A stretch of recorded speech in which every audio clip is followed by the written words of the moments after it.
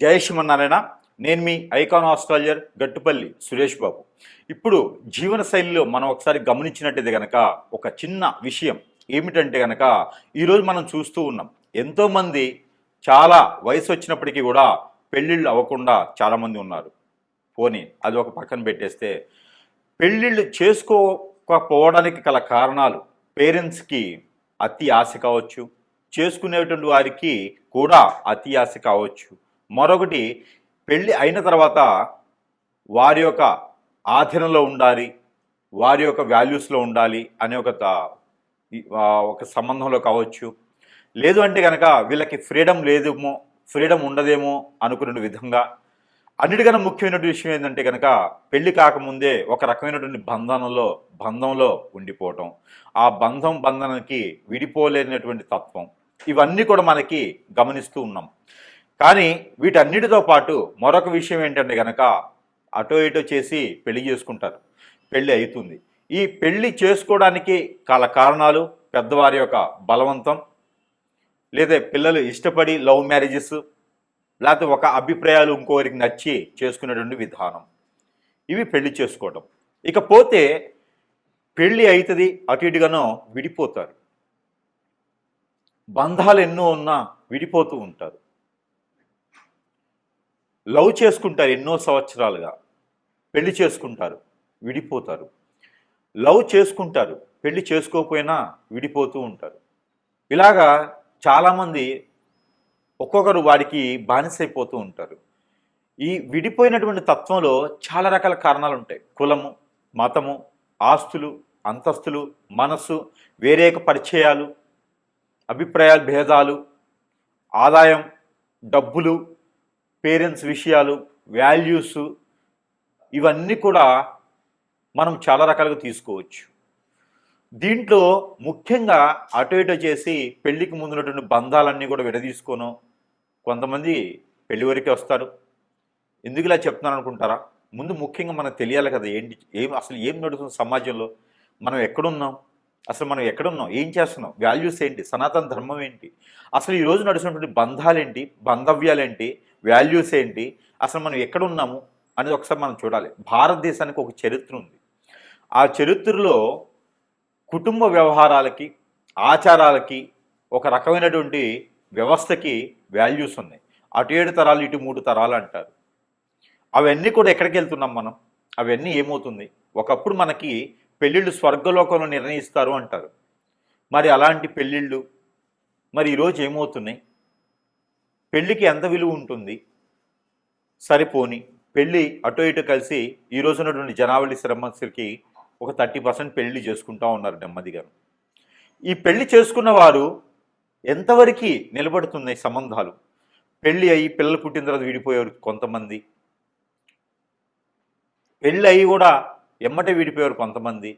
వెలిగేషన్స్, పొరుగు, ప్రఖ్యాత, హోదా, డబ్బు అన్నీ పోవటం, ఎన్నో రకాల సమస్యలు ఈరోజు మనం ఎదుర్కొంటున్నాము. ఒక బంధం అనేది ఏర్పడిన తర్వాత దేవుడు నిర్ణయించినటువంటి బంధానికి భార్యాభర్తల బంధం, అలాంటి భార్యాభర్తల బంధాన్ని ఈరోజు మనము హేళన చేయటం, ఈరోజు మనము ఆ భార్యాభర్తల బంధాన్ని ఎక్కడికో తీసుకెళ్ళటం లాంటివి జరుగుతూ ఉన్నాయి. అలాంటి భార్యాభర్తల బంధం విలువ లేకుండా, మరీ గుప్తంగా లేకుండా, విచ్చలవిడితనంతో వ్యవహార పూరితమైనటువంటి విషయాలతోని వెలుగు తీస్తూ విడాకులు తీసుకోవడం, విడిపోవడం ఈ రోజుల్లో చాలా పెద్ద ప్రాషన్ అయిపోయింది. భర్త ఏదైనా ఒక మాట అంటే ముందు భార్య తరపునటువంటి పేరెంట్స్ ఒప్పుకోవట్లేదు. మా అమ్మాయికి ఏం తక్కువ, నీకుతో పాటు సంపాదిస్తుంది, ఆమెను ఎందుకు అనాలి, ఆవిడకో ఫ్రీడమ్ కావాలి. భార్య ఏమనంటే భర్త తరపునటువంటి తల్లిదండ్రులు ఒప్పుకోవట్లేదు. నా కొడుకు ఏం తక్కువ అండి, అమ్మాయితో పాటు సంపాదిస్తున్నాడు, పిల్లల్ని చూసుకునే అవసరం లేదు, మళ్ళీ కోటేశ్వరి ఇచ్చే సంబంధం వస్తుంది.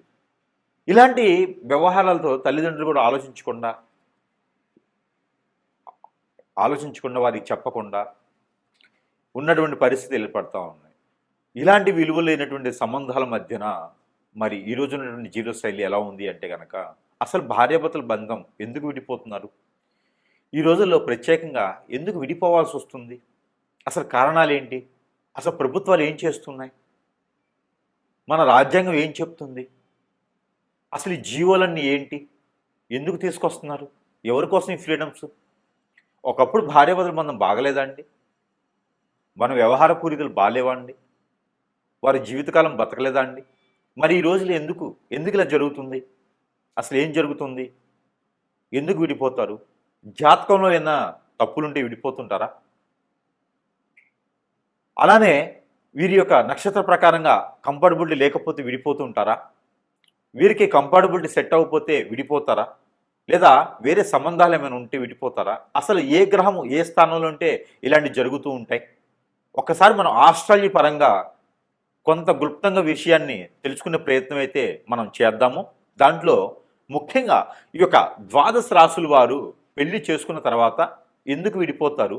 అసలు విడిపోయేటువంటి సందర్భం ఏమొస్తుంది? ఏ గ్రహం ఏ స్థానంలో ఉంటేనో, ఏ దశంత దశలు నడిస్తేనో, కంఫర్టబిలిటీ లేకపోతేనో, లవ్ మ్యారేజ్ వలన, పెద్దల విషయాల వలన అసలు ఎందుకు విడిపోయేటువంటి తత్వం ఎందుకు వస్తుందనే దాని గురించి ఒక్కొక్కసారి రాశి ప్రకారంగా మనం గమనించినట్టయితే కనుక మనకి మరి ద్వాదశ రాశుల్లో ఒకటి మీనరాశి. ఈ మీనరాశి వారికి కూడా భార్యాభర్తల మధ్యన ఎడబాటు భారం, ఎఫ్ఐఆర్స్ అసలు ఎందుకు ఏర్పడతాయి? ఇలాగా ఒకసారి గమనించినట్టయితే కనుక వీరికి గోచార ప్రకారంగా చంద్రుల్లో శని కానీ చంద్రుల్లో కుజుడు కానీ ఉన్నాడా? చంద్రుల్లో శని కుజుడితో పాటు చంద్రుల్లో శుక్రుడు ఉన్నా బుధుడు ఉన్నా కూడా వీరిలో పెళ్ళైన తర్వాత ఎడబాటు భారం ఉంటుంది. ఇక వీరికి పెళ్లి కూడా అన్ఎక్స్పెక్టెడ్గానే అవుతుంది. లవ్ అనేది సక్సెస్ వీళ్ళ జీవితంలో ఉండదు. ఒకవేళ చేసుకున్నా కూడా తుమ్మితే ఊడి ముక్కులా ఉంటుంది. కాబట్టి చాలా జాగ్రత్తగా ఉండాలి సుమి. అయితే వీరిలో ఎవరైనా సరే అట్రాక్ట్ చేసే తత్వం ఉంటుంది. మీనరాశి కదా, ఈ మీనరాశి వారు చాలా సెన్సిటివ్ తత్వంతో ఉంటారు, చాలా ఆలోచించిస్తారు. ఎదుటి వాళ్ళు ఈజీగా వీళ్ళని ఇట్టే హిప్నటైజ్ చేసేయచ్చు, ఇట్టే పడేయచ్చు, మనసుని గెలుచుకోవచ్చు ఎదుటి వాళ్ళు. అది ఒక కారణం అండి విడిపోవటానికి, అది కూడా ఒక కారణం. కాబట్టి ఈ యొక్క మీనరాశి వారు ఎవరైతే ఉన్నారో వీరు అన్ఎక్స్పెక్టెడ్గా ఇంట్లో కుదిరించినటువంటి సంబంధాలు చేసుకున్న వారైతే ఏదో ఇక బంధం కదా తప్పదు అన్నట్టుగా వెళ్ళిపోతుంటారు చాలామంది. అలా కాదు, నేను నా పరిధిలో నేను ఉండాలి, నాకు నచ్చినట్టు నేను ఉండాలి అనుకున్నట్టు ఒక కారణం.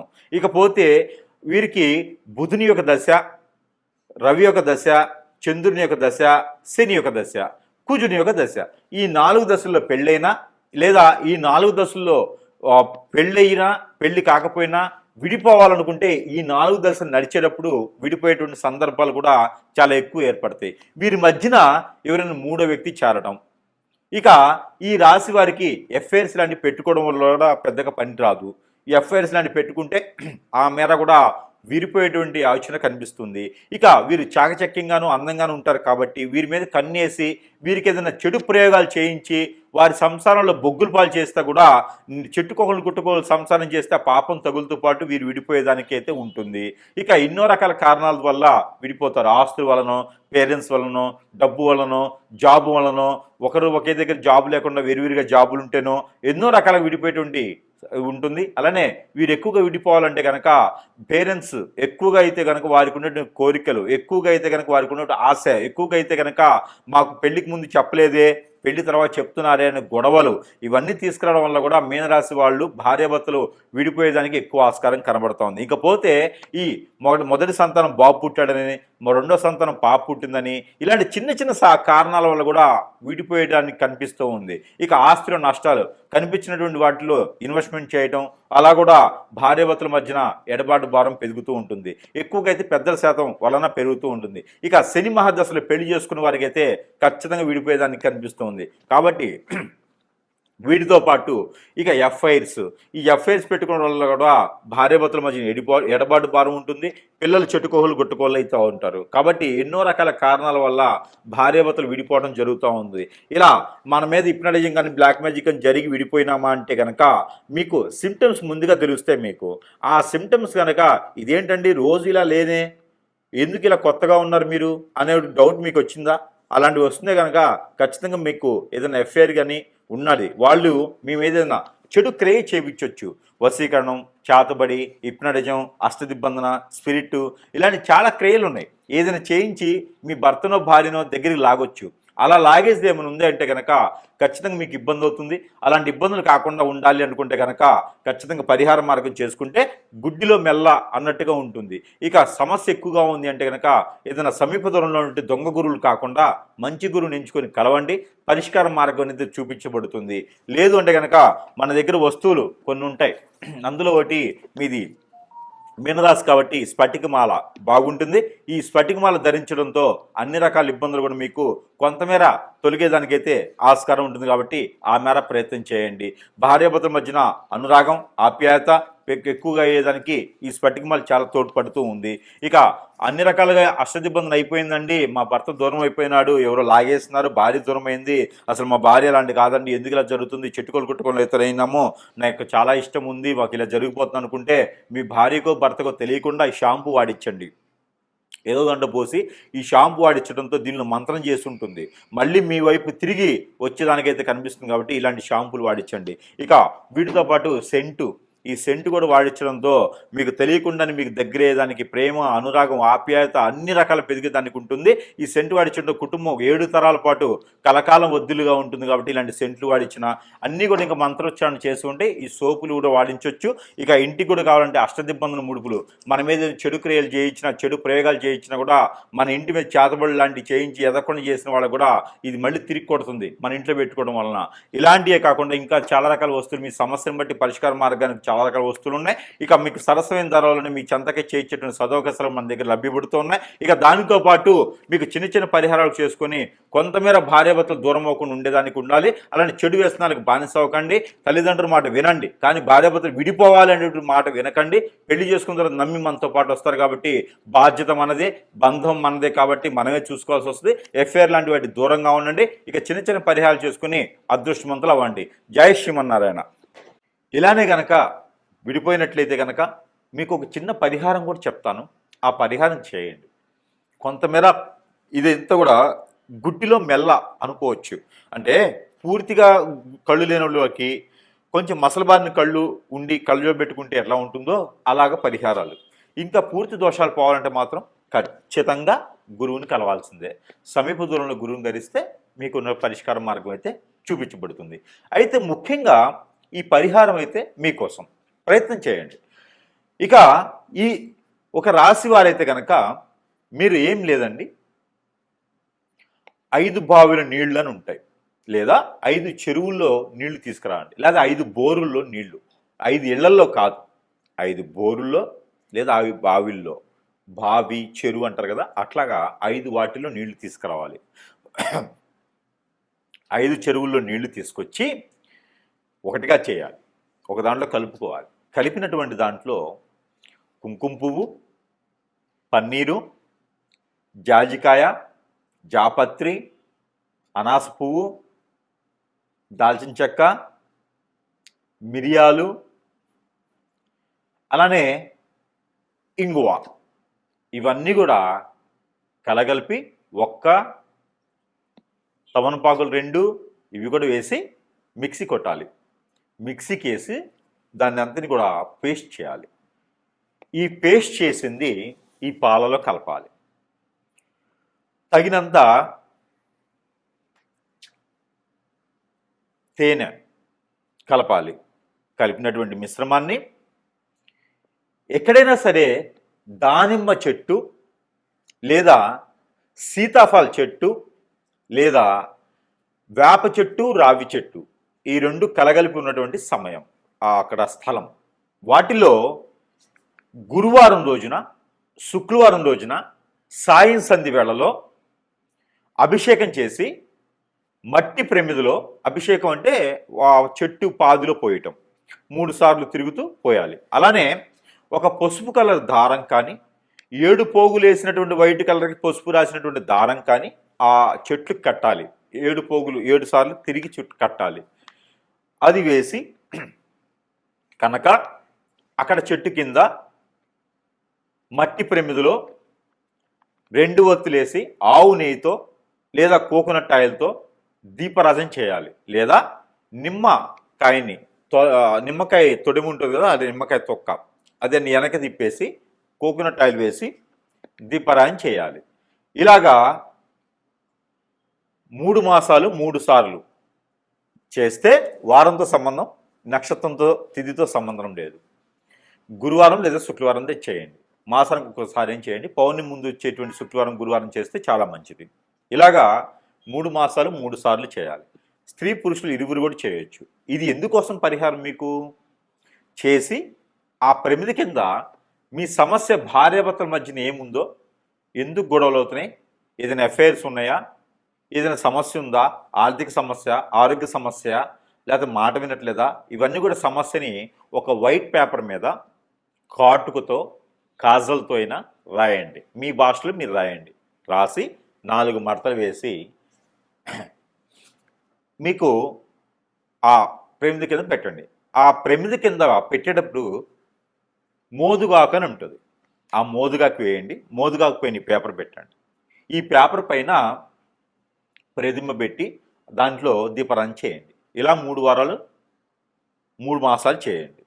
దీని ద్వారా విడిపోయినటువంటి వారు కలుసుకునే దానికి చాలా అవకాశం ఉంటుంది. కాబట్టి ఈ ప్రయత్నం మీకోసం. ఈ పరిహారం అయితే ఖచ్చితంగా మీకోసమే. ఈ రాశి వారైతే కనుక ఒక జాజికాయ తీసుకోండి, తెల్ల జిల్లేడు ఏరు చిన్నది, నల్ల ఉమ్మెత్త ఏరు చిన్నది, ఈ 3 తీసుకోవాలి. ఈ 3 తీసుకొని భోజపత్రం అని ఉంటుంది, మనకి పూజా సామాగ్రిలో దొరుకుతుంది. భోజపత్రం అంటారు. చెక్కతో చేసినటువంటి ప్యూర్ పేపర్ అంటారు అనమాట. పేపర్ అంటే మిషన్లో వేసి రంగరించి పేపర్లో వస్తుంది కదా, అది భోజపత్రం అంటారు. మనకి చూస్తే తెలుస్తూ ఉంటుంది భోజపత్రం అంటే ఏంటనేది. అయితే ఆ భోజపత్రం పైన మీ పేరు, ఎవరైతే విడిపోయారో వారి పేరు రాయండి. రాసి మధ్యలో స్వస్తిక్ వేయండి. ఆ పేరుకి పేరుకి మధ్యన స్వస్తిక్ వేయండి. స్వస్తిక్ వేసి చుట్టూతా కూడా ఇంటూస్ గీయండి. ఇంటూ అష్టదిబ్బందన అన్నట్టుగా 8 ఇంటూ గిలియాలి. 8 రకాల ఇంటూలు రౌండ్ వైర్గా గీస్తూ ఉండాలి దానిపైన. అది రెడ్ ఇంక్ పెన్ అయినా, బ్లూ ఇంక్ పెన్ అయినా, బ్లాక్ ఇంక్ పెన్ అయినా రాయొచ్చు. ఆ భోజపత్రం మీద రాసి జాజికాయ, పసుపు కొమ్ములు 2 పోకలు ఒక్కలు, జాజికాయ ఒకటి, దానితో పాటు మీరు ఒక ఎల్లో కలర్ వస్త్రం తీసుకొని దాంట్లో ఒక 3 దోసెట్లు బియ్యం, ఇలా 3 గుప్పెట్లు బియ్యం, దాంట్లో పసుపు, కుంకుమ, గంధం, ముగ్గు, ₹1 కాయిన్, దాంతోపాటు నేను చెప్పినటువంటి పసుపు కొమ్ములు, జాజికాయ, ఒక్కలు ఇవన్నీ కూడా వేసి ముడుపు కట్టేయండి. ఎర్రదారంతో ముడుపు కట్టండి. ముడుపు కట్టి మీ దేవుని మందిరంలో పెట్టండి. రాసిన రోజున ఇది గురువారం శుక్రవారం రాయాలి. భార్యాభర్తలు కలవటానికి, ఇది విడిపోయి ఉంటే కలవటానికి గురువారం శుక్రవారం రోజున ఈ పరిహారం చేసుకోండి. పూజ మందిరంలో పెట్టి చక్కెర పొంగల్ చేయండి. 3 రోజులు చక్కెర పొంగల్ చేసి నైవేద్యం పెట్టండి. నైవేద్యం పెట్టేసి ఆ ముడుపుని 3 రోజుల తర్వాత తీసుకొని వెళ్ళి ఎక్కడైనా పారేడు నీటిలో వేయండి.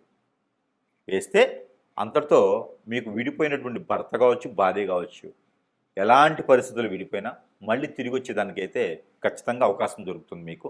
ఈ ప్రయత్నం చేసి చూడండి. జై శ్రీమన్నారాయణ. ఈ పరిహారం అయితే మీకోసం. ఈ రాశి వారు కనుక ఈ పరిహారం చేసుకున్నట్టయితే కనుక ఖచ్చితంగా విడిపోయినటువంటి భార్యాభర్తలు ఒకటేలా ఉంటుంది, పెళ్లి కానురగైతే పెళ్లి అయ్యేలా కూడా ఉంటుంది. అలానే ఈ పరిహారం చేసుకోండి, అదృష్టవంతులయ్యేదానికి ఆస్కారం ఉంటుంది. మీకున్నటువంటి కుజదోషం, కాలసర్పదోషం, నాగదోషం అన్నీ కూడా కొంచెం మేర ఉపశమనం దొరికేదానికి అవకాశం కనిపిస్తుంది. కాబట్టి ఈ ప్రయత్నం చేయండి. మీకు వైట్ కలర్ దారం తీసుకోండి. తీసుకొని మీరు ఎంతైతే హైట్ ఉంటారో అంత హైట్, బొటనవేలు దగ్గర నుంచి తల వరకు, బొటనవేలు దగ్గర నుంచి తల వరకు, బొటనవేలు దగ్గర నుంచి తల వరకు, బొటనవేలు దగ్గర నుంచి తల వరకు మీరు 7 టైమ్స్ లేదా 11 టైమ్స్ పోగులు వేయండి. జంజం పోగులు వేస్తాం కదా, అట్లాగా. ఈ పోగులు వేసినటువంటి దారాన్ని తీసుకొని దానికి పసుపు రాయండి. అన్నీ కలిపేసి ఈ 11 దానికి పసుపు రాయండి. ఈ పసుపు రాసినటువంటి దారానికి 2 పేటలు వేయండి. ఇట్లా చేస్తే 2 పేటలు అవుతాయి. ఈ 2 పేటలు వేయండి. 2 పేటలు వేసినటువంటి దారానికి రాగిలో కానీ పంచలోకాలు కానీ సిల్వర్లో కానీ 2 పాములు జంట పాములు ఉంటాయి కదా, ఇలాగా పరిగిప్పి ఈ జంట పాములు ఉన్నటువంటి ప్రతిమ అంటే రూపు ఒకటి తీసుకోండి. ఈ రూపు తీసుకొని ఈ కొలిసినటువంటి దారాన్ని దానికి కట్టేసేయండి. దానికి అడ్డంగా కట్టేసేయాలి. బంధన అన్నట్టుగా, బంధన అంటే ఇలా ఇలా కట్టాం, అడ్డంగా కడతాం బంధన. ఈ బంధన అనేది దానికి కట్టేసేయండి. ఈ కట్టినటువంటి దాన్ని మీ తల దగ్గర పెట్టుకొని ఒక 3 రోజులు నిద్ర చేయండి. అలాంటి సమయంలో కలవద్దు, అలాంటి సమయంలో విడిగా పడుకోవాలి, నేల పడక చేయాలి. చాప మీద పడుకుంటే మంచిది, మంచం మీద పడుకోవద్దు. ఈ 3 రోజులు కూడా మీ పక్కలో పెట్టుకొని పడుకోండి. తెల్లవారు లేచిన తర్వాత తల దగ్గర నుంచి కాలు వరకు, తల దగ్గర నుంచి కాలు వరకు 7 టైమ్స్ తీసుకోండి. 3 రోజుల తర్వాత ఇది ఆదివారం రోజు మంగళవారం రోజు మొదలుపెట్టండి. ఈ 3 రోజులు సాయం సంధ్య వేళ మొదలుపెట్టండి. ఈ 3 రోజులు నాన్ వెజ్ భుజించకండి. వెజ్లో కూడా ఆలు, గోంగూర, వంకాయ, పొట్లకాయ తినకండి. ఆలు, గోంగూర, వంకాయ, పొట్లకాయ ఇవి తినకండి. నాన్ వెజ్లో ఫిష్ కానీ మటన్, చికెన్ ఏం తినొద్దు. మామూలు శాకాహారిగా ఉండండి. పాలు కూడా తాకండి. ఎగ్స్ కూడా తినకండి. ఈ 3 రోజులు దీప నైవేద్యాలు పెట్టండి స్వామివారి దగ్గర. ఏ ఆలయానికి వెళ్ళే అవసరం లేదు, మామూలుగా అయితే వెళ్ళండి. ఇక ఈ ప్రతిమ తీసుకెళ్ళి ఎక్కడైనా మీకు పారెడు నీరు ఉంటే అక్కడ ఒక కొబ్బరికాయ తీసుకొని వెళ్ళండి. ఆ కొబ్బరికాయ కొట్టేసి అక్కడే మీకు చెరువు దగ్గరగా కొబ్బరికాయ కొట్టేసి ఆ నీళ్లు తీసేసి ఆ 2 చిప్పల మధ్యలో ఈ పడగ ఏదైతే ఉందో రాగిది కానీ పంచలోకాలు కానీ సిల్వర్ కానీ తీసుకున్నటువంటి పడగ కట్టినటువంటి బంధనం కట్టేసి మీ దగ్గర పెట్టుకుని పడుకుంటారు కదా, ఆ పడగ తీసుకొని కట్టేసేయండి. కట్టేస్తారు కదా, ఆ కొబ్బరి చిప్ప లోపల పెట్టేసేయండి. పెట్టేసి దానికి నల్లని దారం లేదా ఎర్రని దారం కట్టేసి దాన్ని మళ్ళీ ఫిల్ చేసేసేయండి. 2 అతికిచ్చేసి దాని లోపల ఈ నాగపడిగిలిది పెట్టేసి కట్టేసేయండి. ఆ కట్టినటువంటి కొబ్బరికాయ పారెడు నీటిలో కానీ నిలువున్నట్టు కుంటలు వాటి ఉంటాయి కదా, వాటిలో కానీ వేసేసేయండి. వేయటం ద్వారా మీకున్నటువంటి దిష్టి దోషాలే కాదు, కాలసర్పదోషం, నాగదోషమే కాదు, భార్యాభర్తలు విడిపోవడానికి ఎలాంటి సకల దోషాలు ఉన్నా కూడా ఇలా చిటికలో పశాపంచలు అవుతాయి. ఈ ప్రయత్నం చేస్తే మీ భర్త మీ దగ్గరికి వస్తారు, మీ భార్య మీ దగ్గరికి వస్తుంది. ఈ రెమెడీకి మాత్రం గురువుగారికి ఎంత ఇచ్చినా తక్కువే. కాబట్టి ఈ పరిహారం చేసుకొని మళ్ళీ విడిపోయినటువంటి భార్యాభర్తలు కలుసుకోవాలనిగా మనస్ఫూర్తిగా కోరుకుంటూ ఉన్నాను. చిన్న జీవితం బొగ్గుపాలు చేసుకోకండి. భార్యాభర్తలు ఎల్లకాలం కలుసుకునేలాగా ప్రయత్నం చేయండి. ఈ పరిహారం చేసుకొని అదృష్టవంతులు అవ్వండి. జై శ్రీమన్నారాయణ. ఈ పరిహారం ఈ రాశి వారు చేసుకున్నట్టయితే కనుక ఖచ్చితంగా మీకు విడిపోయినటువంటి భార్య మళ్ళీ రావాలని మనస్ఫూర్తిగా ఉందా, ఈ పరిహారం చేయండి. విడిపోయినటువంటి భర్త అతనే కావాలని మీకు అనిపిస్తే కనుక ఖచ్చితంగా ఈ పరిహారం చేయండి, వచ్చేస్తాడు. ఏమిటంటే ఒక రాగి పాత్ర తీసుకోండి, చెమ్ము, గ్లాసు, పాత్ర ఏదైనా తీసుకోండి. తీసుకొని దానిపైన మూత ఉంటుంది కదా, ఆ మూత కింద పెట్టండి. సింహద్వారానికి లోపల నుంచి బయటికి వస్తూ ఉంటే రైట్ సైడ్లో ఉండాలి. బయట నుంచి లోపలికి వెళ్తుంటే లెఫ్ట్ సైడ్లో ఉండాలి. గడప పక్కన ముందు అంటే లోపల మనం బయటికి వెళ్ళే దారిలో గడప పక్కన లోపల నుంచి బయటకు వస్తుంటే రైట్ సైడ్. కింద ప్లేట్ పెట్టి దానిపైన భోజపత్రం లేదా మోదుగాకు అంటారు కదా, మోదుగాకు వేయండి. మోదుగాకు పైన మూత పెట్టేసేయండి. చిన్న ఇట్లా పెట్టేసేయండి మూత ఎలికల.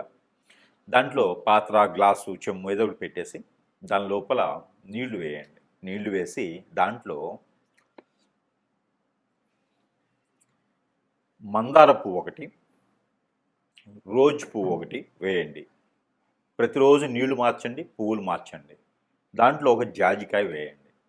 మిరియాలు ఒక 4 వేయండి. తెల్ల ఆవాలు ఒక 4 వేయండి. మెంతులు ఒక 4 వేయండి. ఇవి వేసి నీళ్ళు అక్కడ పెట్టేయండి. ప్రతిరోజు కూడా ఉదయించే సూర్యునికి నీళ్లు ఆర్జనివ్వండి. ఇది వేరు, ఇది వేరు, 2 చేయండి.